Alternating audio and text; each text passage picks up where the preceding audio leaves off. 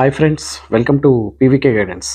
ఎలా ఉన్నారండి? ఎలా చదువుతున్నారు? మిత్రులారా, మరి గత రాత్రి నుంచి AP TET hall tickets release అవ్వడం మొదలైంది. ఇప్పటికే చాలామంది అభ్యర్థులు ఈ హాల్ టికెట్స్ డౌన్లోడ్ చేసుకోవడం జరిగింది. అయితే కొందరిలో మోదం, కొందరికి ఆమోదం.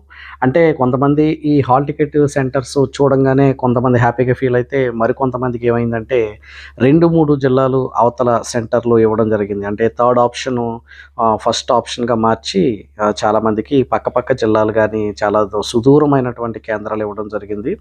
వారంతా కూడా చాలా అంటే అసహనానికి గురయ్యారనమాట అండి. ఇక్కడ 2 రకాలైనటువంటి ప అభ్యర్థులున్నారు.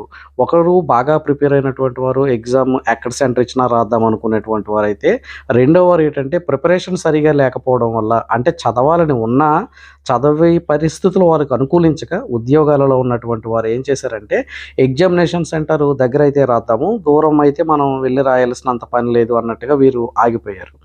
ఈ పరిస్థితుల వల్ల ఏమవుతుందంటే, మరో వర్గానికి కలిసొస్తుంది. థర్డ్ కేటగిరీ పీపుల్‌కి ఇది ఎలా కలిసొస్తుంది అంటే, మీరు హాజరు శాతం బాగా తగ్గిపోతుందనమాట అండి. ఈ సెంటర్స్ దూరంగా ఇవ్వడం వల్ల ఏమవుతుందంటే, హాజరు శాతం ఎప్పుడైతే తగ్గుతూ ఉందో, ఈ నార్మలైజేషన్‌లో కొంతమందికి బెనిఫిట్ అవుతుంది ఇది.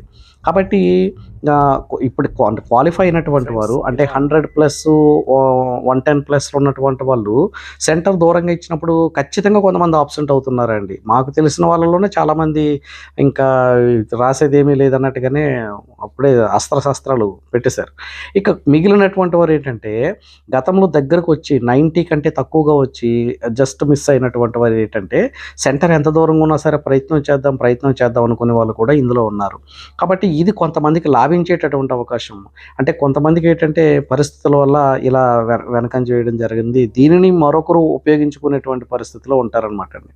కాబట్టి మిత్రులారా, హాల్ టికెట్స్‌ని చూసిన తర్వాత మీ మానసిక పరిస్థితి ఎలా ఉన్నా కూడా ఎగ్జామ్ రాయడానికే మీరు ముందుకు దూకాలి అని నేను చెప్తాననమాట అండి. ఎందుకంటే ఇక్కడ నువ్వు అనుకుంటావు, నేను అంత దూరం వెళ్లి రాయలేను, నేను సరిగ్గా ప్రిపేర్ అవ్వలేదు, లేకపోతే సిలబస్ అంతా నేను కవర్ చేయలేదు అని అనుకుంటావు. కానీ నిజానికి అక్కడ ఏమవుతుందంటే, కొన్ని సందర్భాల్లో మీరు గమనించే ఉంటారు, గతంలో ఈ నార్మలైజేషన్ ప్రాసెస్ జరగడం వల్ల మార్కులు ఒక 5-10 మార్కులు యాడింగ్లు కూడా జరిగాయి అనమాట అండి గతంలో. చాలామంది ఆశ్చర్యపోయారు. అంటే మేము క్వాలిఫై అవ్వమనుకున్నాం కానీ మాకు ఇది బాగా కలిసి వచ్చిన అంశం అని చెప్పేసి అన్నారు. కాబట్టి ఇలాంటి అవకాశాలు సాధారణంగా ఉద్యోగ పరీక్షల్లో కానీ, లేకపోతే ఇలాంటి రిక్రూట్మెంట్స్‌లో కానీ ఏది జరుగుతుందన్నది ఎవరు ఊహించలేరనమాట అండి. అంటే బాగా చదివిన వాడికి తక్కువ మార్కులు రావడం అవకాశం ఉంటుంది. లేతే బాగా ప్రిపరేషన్ లేకుండా యావరేజ్‌గా ప్రిపేర్ అయినటువంటి వాళ్ళకి కూడా మంచి స్కోర్ రావడానికి ఉంటుంది. ఇది పెద్ద కొత్త విషయం ఏమీ కాదు. అందరికీ, ప్రతి ఒక్కరికి తెలిసినటువంటిదే. కాకపోతే ఒక్కసారి ప్రయత్నించండి అంతే. ఇక మిగిలినటువంటి ఈ యొక్క 8 రోజులు ప్లస్ ఆ యొక్క 3-4 రోజులు, అంటే ఒక 11-12 రోజులు ఉన్నాయి కాబట్టి, ఈ 11 రోజులైనా నువ్వు గట్టిగా ప్రయత్నిస్తే ఉపయోగం ఉంటుంది. అయితే మొదటి దశలో కొంతమంది, అంటే థర్డ్ నుంచి కొన్ని మంది లాంగ్వేజ్ టీచర్స్‌కి పెట్టేశారు. అలాగే ఎస్‌జిటి కూడా పెట్టారు. అలాగే ఈ నాన్ లాంగ్వేజెస్, బయాలజీ, సోషల్ ఇవైతే మధ్యలోకి తీసుకువెళ్ళిపోయారు. అంటే వాళ్ళకి ఇంకా చాలా టైం మిగులుతుందనమాట అండి.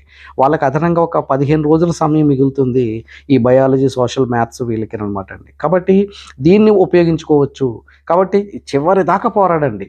ఎగ్జామ్ వరకు కూడా మీకు వారం రోజుల సమయం ఉన్నా, 10 రోజుల సమయం ఉన్నా, 15 రోజుల సమయం ఉన్నా, మీరు మాత్రం పోరాడండి అంతే. అయితే మీరు అనొచ్చు, సార్ ఇంక ఇప్పుడు చేసేది ఏముంది సార్, ఇప్పుడు ఇంత సిలబస్ మేమేమి చేయలేదు కదంటే, మిత్రులారా, ఈ అవకాశాలు పోతే మళ్ళీ రావు. కట్టి నీకు తెలిసినవి పూర్వజ్ఞానంలో ఉన్నవి ఉంచేసుకో. నీకు రాని ఒక 4, కనీసం 4 ప్రాక్టీస్ పేపర్లు చేసుకుని వెళ్ళు. లేదు కనీసం కుదరలేదు అంటే ఒక 2 పేపర్లు చేసుకుని వెళ్ళు. ఏమో ఆ 2 పేపర్‌లో నీకు ఫెచింగ్ ఉండొచ్చేమో, నీకు ఫేవర్ అవ్వచ్చేమో. కొన్ని యూట్యూబ్ ఛానల్స్‌లో నిరుత్సాహపరుస్తూ ఉంటారు. అలా మీరు నిరుత్సాహపడొద్దండి.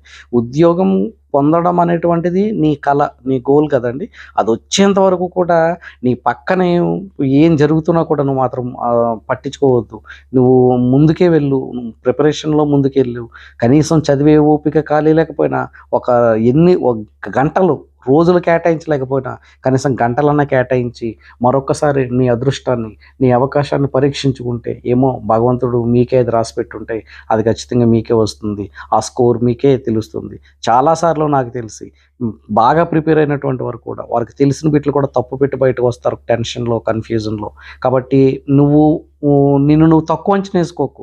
నేను పనికిమాలిన దాన్ని, నేను పనికిరాని దాన్ని, నేను బాగా చదవలేదు, నేను పనికిమాలినోడిని, నాకు 3 నెలల అవకాశం ఇచ్చినా కూడా నేను ఉపయోగించుకోలేకపోయాననకు.